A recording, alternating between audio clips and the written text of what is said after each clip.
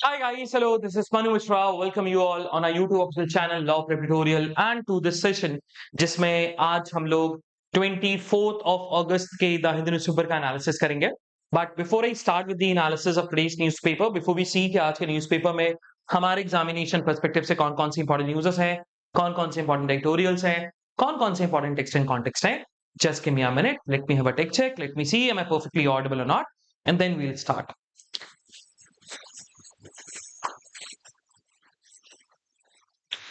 But before I start with the analysis of today, I think seems all fine with the audibility and visibility. So, good morning, everyone. Good morning. Good morning, guys. Good morning, Soumya. Good morning, Purvi. Good morning, Ankita. Good morning, Sahil. Good morning, everyone. I hope you guys are doing good and सब कुछ on track चल रहा होगा, right? चलो. सो आज की हम बात करते हैं. आज टुडे संडे, राइट? संडे के दिन जब भी हमने ऑब्जर्व किया है न्यूज़पेपर हमारा शॉर्ट होता है, राइट? और संडे के दिन मेजरली हमें एफएक्यूज आपको देखने को मिलते हैं जो इंपॉर्टेंट होते हैं हमारे एग्जामिनेशन पर्सपेक्टिव से. लेकिन हम आज के सेशन में ये भी देखेंगे कि एफएक्यूज इज नॉट समथिंग जो कि बहुत ज्यादा इंपॉर्टेंट है, राइट? तो हाँ, एक जरूर हम पढ़ेंगे एफएक्यूज को लेकर, एक इंटरेस्टिंग सा है, आपको बहुत हद तक एक क्लैरिटी और इंटरेस्टिंग करंट अफेयर्स तो नहीं है लेकिन एक इंटरेस्टिंग आपको एक कॉन्सेप्ट समझने को देखने को मिलेगा, है ना? तो वो हम देखते हुए चलेंगे. बट या so let's start with the analysis. But before I start, again वही चीज कि शॉर्ट एंड क्रिस्प. वैसे जब भी हमने बोला है कि शॉर्ट एंड क्रिस्प होता है हमेशा हमारा लेंथी हो जाता है, बट हाँ, लेकिन आज का सेशन हमारा शॉर्ट एंड क्रिस्प होने वाला है, राइट? शॉर्ट एंड क्रिस्प होने वाला है. If we talk about the today's newspaper, the first news which seems important and that is about what? That is about this one. तो what happened? Uttarakhand में फिर से फ्लैश फ्लड आया और उस फ्लैश फ्लड के चलते 1 person have been died, है ना? तो वही यहां पर देखा गया दैट फ्लैश फ्लड हमने बताया भी है फ्लैश फ्लड कैसे होता है. तो मैं आपको फिर से पूरी कहानी बता देता हूं कि फ्लैश फ्लड आपको मेजरली कहां देखने को मिलते हैं. आप हमेशा ऑब्जर्व करना, फ्लैश फ्लड आपको देखने को मिलेगा जहां पर हिल रीजन्स होते हैं. आप हमेशा ऑब्जर्व करने को देखना. इवन केरला में भी जब फ्लैश फ्लड आया था, मेजरली तो केरला में लैंडस्लाइड्स के ज्यादा केसेस होते हैं, फ्लड के ज्यादा केसेस होते हैं. Flash flood northern part of India में आया. आपने देखा होगा अभी कठुआ में आया, राइट? किशतवाड़ में आया, उत्तराखंड के उत्तरकाशी में आया, और फिर से हमें यहाँ पर उत्तराखंड में यहाँ पर देखने को मिल रहा है आपके तराली में, राइट? आपके तराली में फ्लैश फ्लड में आपको बता दूं, सबसे पहले हम बात करें तो फ्लैश फ्लड की जो स्पेसिफिकेशंस होती है वो होता है हिल रीजन में, है ना? हिल रीजन में हमें मेजरली देखने को मिलता है. और फ्लैश फ्लड कब आता है? जब बहुत मॉइस्चर हो, है ना? तो जब बहुत मॉइस्चर होता है ना, तो उस मॉइस्चर के चक्कर में आपके क्लाउड्स बनते हैं. नाउ द पॉइंट इज, जब ये क्लाउड्स जो है, ये क्लाउड्स आपके what, because of the moisture they uplift होते हुए चले जाते हैं, है ना? अब ये पहुंचते हैं यहां पर. But the point is, in clouds को ना टाइम ही नहीं मिलता कि वो दूसरी तरफ जा सके, right? Because of the mountains they can not pass through the mountains. वो माउंटेन्स के ऊपर से निकल ही नहीं पाते क्योंकि अगेन इतने हैवी हो जाते हैं जिसके चलते they can not basically go to the higher altitude, जिसके चलते वो माउंटेन को भी क्रॉस कर पाए. तो एक तो ये प्रॉब्लम अराइज होती है. एंड जिसके चक्कर में यहां पर देखा जाए तो ये क्लाउड इतना हैवी हो जाता है because of the high moisture. इतने मॉइस्चर के चक्कर में इतना ज्यादा क्लाउड हैवी हो जाता है कि एक बार में वो क्लाउड आपका बर्स्ट हो जाता है, आपका पानी ड्रॉप करना स्टार्ट कर देता है. मेनली जब हम बात करें, जो मेनली रेनफॉल होती है उसमें जो क्लाउड होता है ना, वो क्लाउड उतनी ही बारिश करता है जहां उसको लगता है कि ओवर कैपेसिटी हो गई है, राइट? कि over capacity of water vapours. लेकिन यहां पर क्या है? यहां पर इस क्लाउड के पास कोई ऑप्शन ही नहीं है कि वो बेसिकली आपके दूसरी तरफ जा पाए या मूव कर पाए. एंड बिकॉज ऑफ दैट ये बर्स्ट हो जाता है. बर्स्ट का मतलब हैवी रेनफॉल कर देता है विद इन आर. ये 10 सेंटीमीटर के ऊपर या 110 टू 100 सेंटीमीटर के ऊपर आपकी बारिश कर देता है. और अगर इतने समय में हमें इतनी ज्यादा बारिश अगर देखने को मिलती है तो वो कन्वर्ट हो जाती है किसमें? फ्लैश फ्लड में. और flash flood because of the altitude reason, flow of water जो है वो और स्पीड हो जाता है. तो अगेन जिसके चलते और डिजास्टरस हमें देखने को मिल जाती है फ्लैश फ्लड, राइट? और डिजास्टरस हमें देखने को मिल जाती है फ्लैश फ्लड. तो ये चीज आपको दिमाग में रखनी पड़ेगी, ठीक है? चलो, तो सिंपल सा, this is how flash flood happen. And वही हमें आपके उत्तराखंड के तराली में देखने को मिला जो कि चमोली डिस्ट्रिक्ट में है ना? एंड जिसके चलते 1 people have been died, एक इंसान की डेथ हो गई. चलिए, आगे बढ़ते हैं towards the next one. So when we talk about the next one, एक और important news right on the national page, ये रहा। मैं आपको इसके पहले बैकग्राउंड बता देता हूं, जब आपको इसको बैकग्राउंड आपको जब तक क्लियर नहीं होगा तब तक आपको नई क्लैरिटी मिलने वाली, राइट, कि क्या है इशू। देखा जाए, यूनाइटेड स्टेट्स ऑफ अमेरिका ने क्या किया, एक एग्जीक्यूटिव ऑर्डर बेसिकली पास किया, और उस एग्जीक्यूटिव ऑर्डर में उन्होंने क्लियरली ये चीज स्टेट करी कि अब अगर इंडिया से कोई भी पोस्ट आता है, राइट, कोई भी पोस्ट आता है या कोई भी इंपोर्ट आता है, मान के चलो कि one of my brother living in US और मेरी मदर को ना उन्हें कुछ भेजना है, कुछ भी चीज भेजनी है, लेकिन अगर उसकी कॉस्ट 800 सॉरी $100 के ऊपर होगी, नॉट 800, $100 के ऊपर होगी, तो अब एडिशनल ड्यूटीज लगाई जाएंगी, है ना। कस्टम ड्यूटीज, एडिशनल और अदर ड्यूटीज बेसिकली इंपोज किया जाने वाला है। पहले क्या था, पहले इतनी ज्यादा ड्यूटीज और कस्टम ड्यूटीज नहीं लगा करती थी, but now what happened, US government या US administration, they have come up with an executive order and they have clearly stated in the executive order, if any person importing in US through a post और उस good की value $100 के ऊपर है, then that respective person or that respective entity, they have to pay an additional duty and a custom duty, right? and जिसके चलते Indian post ने एक डिसीजन लिया, और वो डिसीजन ये है कि अब 25 अगस्त के बाद यूनाइटेड स्टेट्स ऑफ अमेरिका में हम हाई वैल्यू बुकिंग जो है, मतलब हाई वैल्यू गुड्स की बुकिंग, वो बंद कर देंगे, सस्पेंड कर देंगे, राइट। तो वही लिखा हुआ है कि 20, ये देखो अगर हम इसको जूम इन करें तो आपको समझ में आ जाएगा व्हाट हैपेंड। तो भाई यहां पर लिखा हुआ है, आप आराम से यहां पर देख सकते हो, and that is what, that is कि डिपार्टमेंट ऑफ पोस्ट उसने सस्पेंड कर दिया बुकिंग एंड ट्रांसमिशन करना, किस चीज का, of all the categories of male items, जितनी भी मेल आइटम्स की कैटेगरीज हैं उन सब का बुकिंग और ट्रांसमिशन करना, except letters, documents and gift जिनकी वैल्यू $100 तक की है, ठीक है। तो अगर आप कुछ यूएस में भेजना चाहते हो जिसकी वैल्यू $100 से कम है, तो वो आप भेज सकते हो 25 अगस्त के बाद भी। लेकिन अगर कोई गुड, कोई गिफ्ट या कोई भी चीज जिसकी वैल्यू $100 के ऊपर है, तो आप 25 अगस्त के बाद यूएस में इंडियन पोस्ट के थ्रू नहीं भेज सकते। बाकी अदर डिलीवरी सर्विसेज चलेगी, बट इंडियन पोस्ट के थ्रू आप नहीं भेज पाओगे, है ना। ये डिसीजन क्यों आया, ये डिसीजन आया in the wake of what, in the wake of executive order US ने जो इशू किया, जिसमें उन्होंने क्लियरली स्टेट किया कि we are ending a duty free import. पहले ड्यूटी फ्री इंपोर्ट होता था, राइट, लेकिन अब they are ending a free duty free import और mandating collection of prepaid duty and custom data from August 29। तो पहले से ही वो बेसिकली उनको ड्यूटी पे करनी पड़ेगी, है ना। पहले से ही उनको पूरा का पूरा डेटा बताना पड़ेगा रिगार्डिंग दी कि आप क्या भेज रहे हो, क्या नहीं भेज रहे हो, राइट, एंड तब जाकर, राइट, यूएस गवर्नमेंट जो है वो एक्सेप्ट करेगी। तो मतलब एडिशनल ड्यूटीज और ऊपर से आपको डेटा भी यहां पर एडिशनल देना पड़ेगा, है ना। आगे वही चीज यहां पर स्टेट की गई है कि अगर देखा जाए तो अभी देखा जाए तो under the new duty regime जितने भी ऑल इनबाउंड पार्सल हैं, राइट, उन सबको टैरिफ बेसिकली अट्रैक्ट कर रहा है, टैरिफ बेसिकली अट्रैक्ट कर रहा है।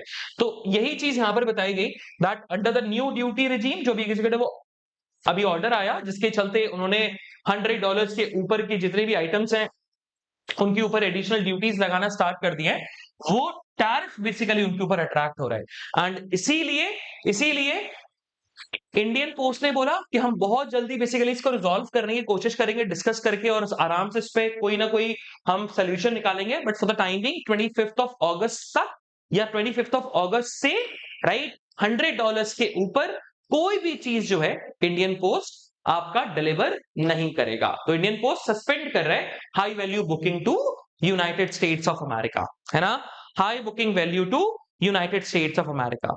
चलो आगे बढ़ते हैं, मूविंग फर्दर।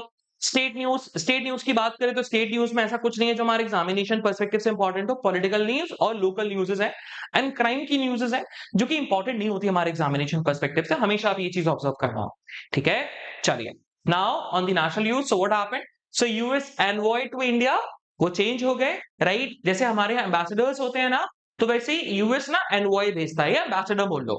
तो again US ambassador to India कौन होगा, that is Sergio Gore, right? तो Sergio Gore, do remember his name? Sergio Gore names as the Indian envoy by the Donald Trump administration, right? And he was very close to what? He was very close to आपका United States of America के president Donald Trump के बहुत close है। He was a very good friend. और उनका वही यहां पर कहना है कि जो मेन इंटेंट है सर्जियो गौर को भेजने का इंडिया में, one of the main reason is that कि यूएस चाहता है कि इंडिया और पाकिस्तान के बीच में ना इशू रिजॉल्व हो जाए, राइट? तो यूएस वांट कि इंडिया पाकिस्तान के बीच में इशू रिजॉल्व हो जाए, मीडिएट के basically mediating between India and Pakistan, जो कि अगेन फेल होगा, है ना, हो ही नहीं सकता, क्योंकि यूएस का इंटरेस्ट जो है वो इंडिया पाकिस्तान के बीच में मीडिएट करना है ना? क्योंकि ऑब्वियस सी बात है, अगर इंडिया पाकिस्तान के बीच में इशू अराइज होंगे तो यूएस को किसी ना किसी कंट्री का साइड लेना पड़ेगा, और वो ज्यादातर इंडिया का साइड लेगा, है ना? क्योंकि अगर वो पाकिस्तान के साइड गया तो चाइना के साइड हम चले जाएंगे, तो वो प्रॉब्लमैटिक फिर यूएस को होगा। तो इसीलिए यूएस चाहता है कि साउथ एशिया में अगर इंडिया और पाकिस्तान अपने आप मीडिएट कर रहे हैं, इशू को रिजॉल्व कर लें, तो बहुत हद तक, राइट, बहुत हद तक यूएस की पोजीशन जो है वो एशिया में, specifically in southern part of Asia में स्ट्रेंथन होती हुई नजर आएगी। क्लियर?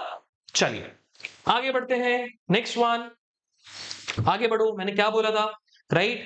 शॉर्ट एंड क्रिस्प क्या है, ये रहा। सो बताया क्या क्या, the census 2027 to retain urban area definition of previous count है 2011, है ना? तो बताया यही गया है कि अपकमिंग सेंसस जो है, सेंसस 2027, उसमें जो एनुमरेशन किया जाएगा, मतलब जो काउंटिंग की जाएगी, राइट, उस काउंटिंग में अर्बन एरियाज की डेफिनेशन वही ली गई है जो 2011 के सेंसस के दौरान ली गई थी, राइट? 2011 के सेंसस के दौरान ली गई थी, वही लिखा हुआ है।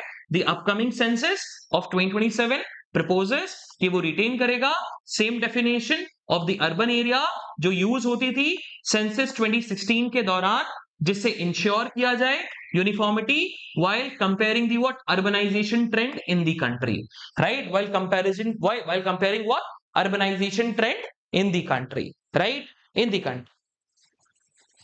चलो, now moving further, ठीक है, पॉलिटिकल वन, आगे बढ़ो। Now it's about Piyush Goyal को लेकर, राइट? तो कल पीयूष गोयल ने ना आपके ट्रेडर्स के साथ ना मुलाकात करी। जब आप पीयूष गोयल की बात करते हैं, पीयूष गोयल है कौन? So Piyush Goyal is a minister of commerce and industry, right? And he is and again he is like basically कि ट्रेड जो है इंडिया में अच्छा होना चाहिए, बूम होना चाहिए, ट्रेड रिलेशंस को एनहेंसमेंट को लेकर बेसिकली आपकी मिनिस्ट्री काम करती है। अगर आप देखोगे पीयूष गोयल के पहले बहुत कम लोगों को बेसिकली याद भी होगा और पता भी होगा कि कौन मिनिस्टर ऑफ कॉमर्स और इंडस्ट्री हुआ करता था। लोगों को सिग्निफिकेंस ही नहीं पता हुआ करता था मिनिस्ट्री ऑफ कॉमर्स और इंडस्ट्री का क्या सिग्निफिकेंस होता है।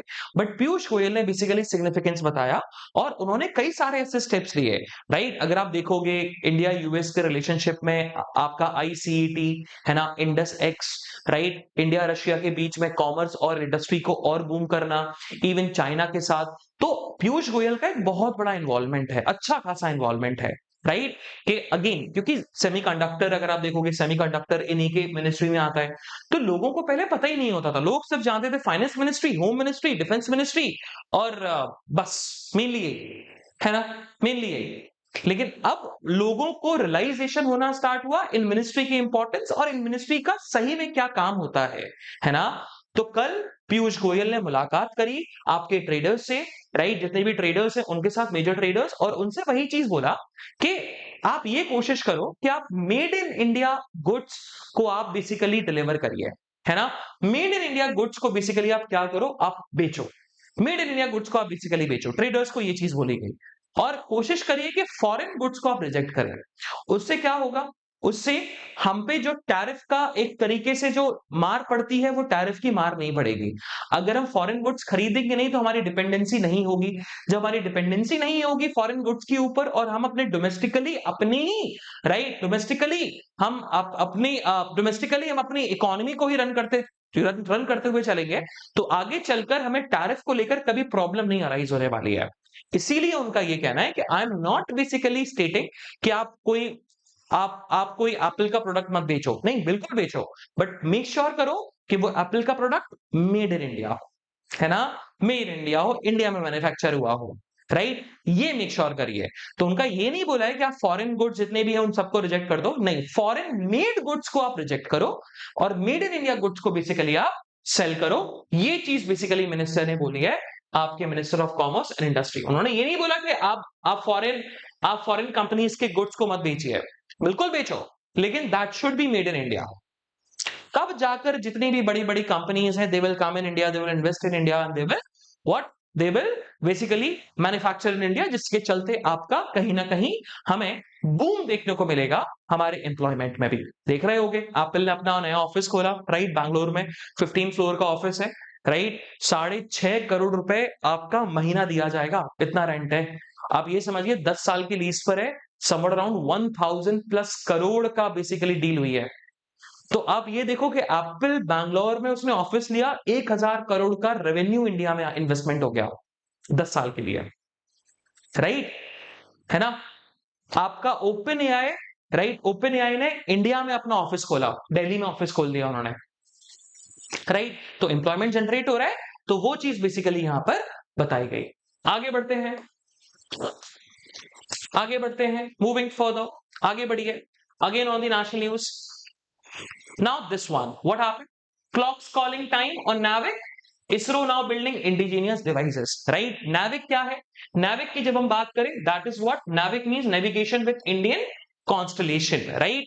तो NavIC is basically, अगर हम बात करें, ये इंडियन जीपीएस बोल सकते हो, Indian GPS. GPS is basically है यूएस का, that is global positioning system. Galileo, जैसे गैलीलियो यूएस का है, बीडू आपका चाइना का है, जीपीएस यूएस का है, वैसे ही इंडिया का जो नेविगेशन सिस्टम है उसको बोलते हैं नाविक। तो नाविक is a name of a satellite, right, है ना। और नाविक इज बेसिकली इंडिया जीपीएस बोला जाता है, राइट। और बताया जा रहा है कि इस नाविक के अंदर 3 और सैटेलाइट भेजी जाएंगी बिफोर 2026 के पहले, राइट, बिफोर 2026 के पहले।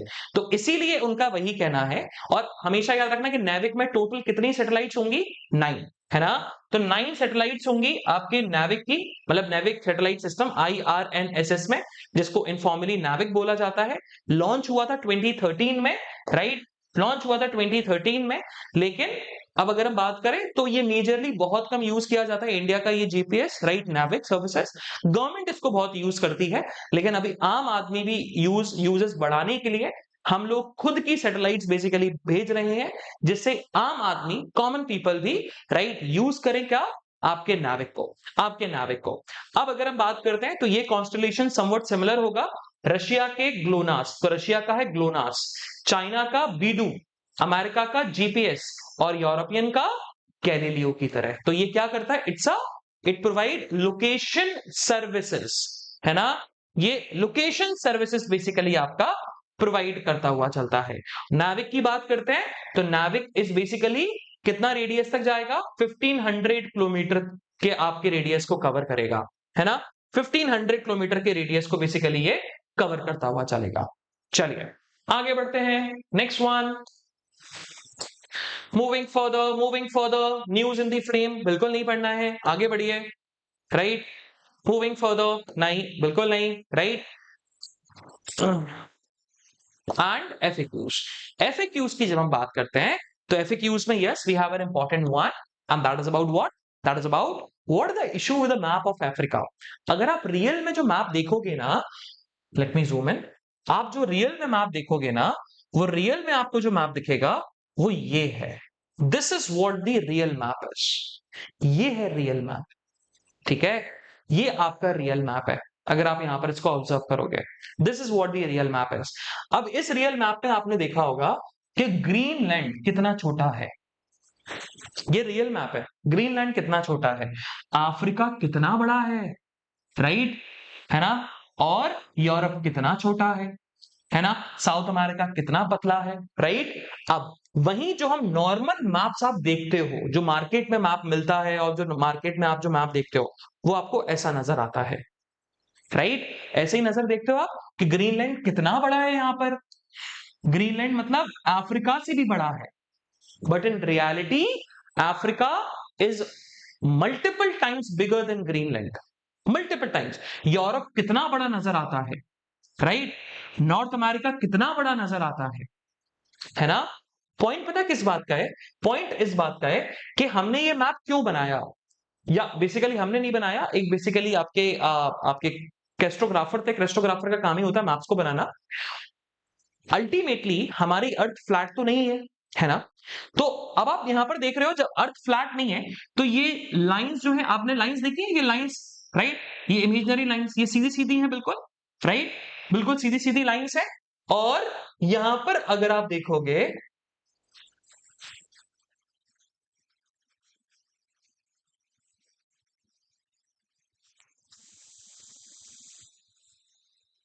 जस्ट अ सेकेंड, यहां पर अगर आप देखोगे तो हमारी अर्थ राउंड है। तो अगर अर्थ हमारी राउंड है तो ये जो लाइंस है वो लाइंस कैसी होनी चाहिए? आप खुद सोचो, आप एक एप्पल पे लाइंस बनाओ, तो when you draw the lines तो वो सीधी सीधी लाइंस बनेंगी क्या? नहीं, वो लाइंस क्या बनेंगी? कर्व्स बनेंगी ना, कर्व लाइन बनेगी। अब पॉइंट वही है कि अगर जब आप कर्व लाइन बनाते हो तो जब ओरिजिनल ऐसा मैप जब बना है ना जी, जो रियल मैप जब बना तो कर्व लाइंस बनी। लेकिन ये मैप बनाया क्यों गया था? ये मैप इसलिए बनाया गया था कि जिससे सेलिंग और नेविगेशन करने में आसानी हो, राइट, सेलिंग और नेविगेशन करने में आसानी हो। पॉइंट ये है, ये जो कर्व लाइंस हैं, इन कर्व लाइंस में बहुत डिफिकल्टी होती थी, अच्छी खासी डिफिकल्टी होती थी, है ना? इसीलिए एक मैप बनाया गया जिससे नेविगेशन को आसानी मिले, और वो बना ये मैप। और तब से यही मैप बेसिकली हम यूज करते हुए आ रहे हैं, और इसी को बेसिकली हम यूज करते हुए चल रहे हैं। और इस मैप को जो बोला जाता है, इसको बोलते हैं मर्केटर मैप, है ना? ये जो आपका मैप है जो हम नॉर्मली यूज करते हैं वो क्या है? It is Mercator, Mercator map, है ना? इसको मर्केटर मैप बेसिकली यहां पर बोला जाता है, मर्केटर मैप बेसिकली यहां पर बोला जाता है। पॉइंट इस बात का है कि हमें कौन सा मैप दिखना चाहिए? ये वाला। पॉइंट ये है कि अभी ये हम क्यों डिस्कस कर रहे हैं? क्योंकि अफ्रीकन यूनियन जो है ना, जो कि अभी G20 का भी पार्ट बन गया, अफ्रीकन यूनियन का ये कहना है कि यार इस मैप के थ्रू ना अफ्रीका जो है वो इनसिग्निफिकेंट नजर आता है पूरी in the I of the world. Africa पे लोगों की नजर नहीं जाती, राइट? लेकिन जब आप रियल मैप को देखोगे तो रियल मैप में आपको यहां पर समझ में आएगा कि अफ्रीका कितना बड़ा है, and it's a middle middle middle of the earth, right? तो लोगों की नजर पड़ेगी अफ्रीका में, अफ्रीका का सिग्निफिकेंस बनेगा, अफ्रीका में जो प्रॉब्लम्स हैं उनके सॉल्यूशंस को लेकर बेसिकली बताया जाएगा। और अफ्रीकन यूनियन का ये भी एलिगेशन है कि इस मर्केटर मैप्स के थ्रू ना अफ्रीका इररिलेवेंट हो गया पूरी दुनिया के लिए। बट अगर ये रियल मैप हम यूज करेंगे तो इररिलेवेंसी नहीं होगी, और ये कॉलोनियल लोगों ने किया, राइट? जो कॉलोनियल लोग थे, यूरोपियन कॉलोनियल पावर जो थी, उन्होंने बेसिकली मर्केटर मैप लेके आए जिससे वो अफ्रीका को इररिलेवेंट बना सके, जिससे दुनिया की नजर उस पर ना पड़े, है ना? एंड इसीलिए अफ्रीकन यूनियन प्रपोज करता हुआ चल रहे कि नाउ इट्स हाई टाइम, अब वो समय तो नहीं बचा कि राइट नेविगेशन को लेकर प्रॉब्लम आए, तो नाउ इट्स हाई टाइम कि हम अब रियल मैप को बेसिकली यूज करते हुए चले। तो वही यहां पर लिखा हुआ है, and that is what, that is that African Union ने इंडोर्स किया correct the map campaign, replace कर रहे हैं मर्केटर मैप प्रोजेक्शन को और with alternative such as equal earth map. तो this is what equal earth map is, है ना?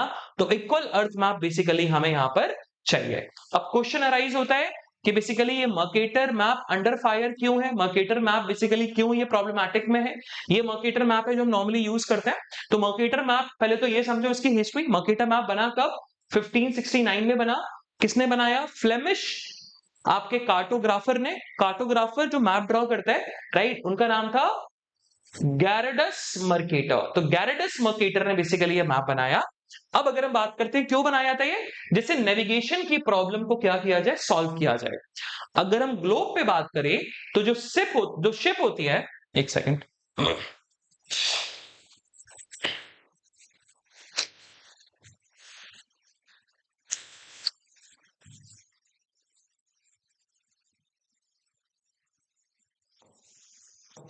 क्या, तो जब हम ग्लोब पे बात करें तो ग्लोब पे जो शिप सेल करती है ना, वो सेल करती है किस पे? कांस्टेंट कंपास पे, राइट?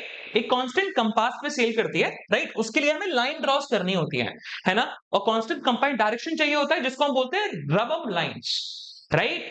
राइट, रम लाइंस बोला जाता है। अब ये रम लाइंस अगर कर्व होंगी, मोस्टली मैप में, रियल मैप में आपको रम लाइंस क्या मिलेंगी, कर्व्स मिलेंगी।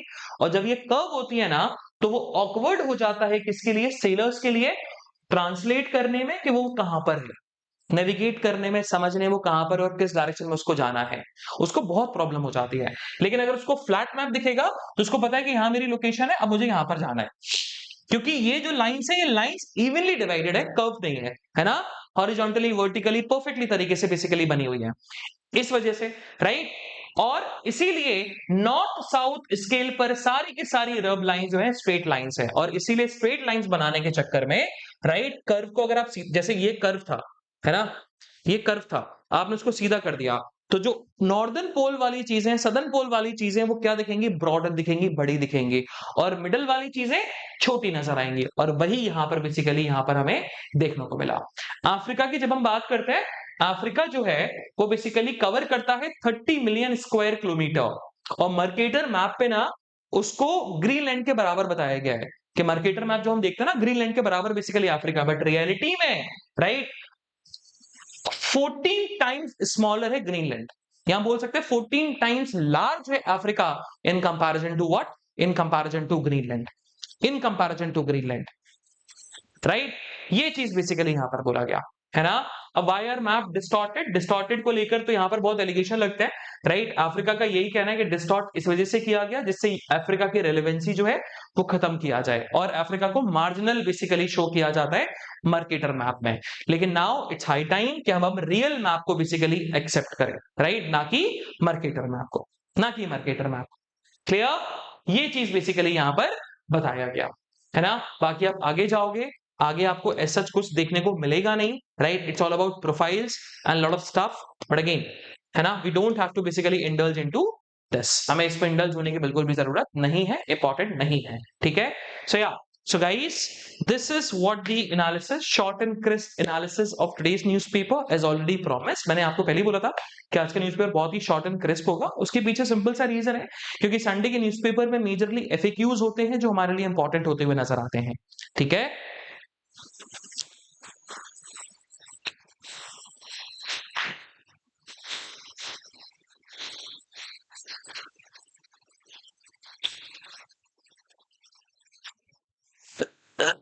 ठीक है, चलो। So guys, this is what the analysis of today's newspaper. बाकी if you guys have any doubt, anything to ask, any doubt you have, just do let me know. Just do let me know.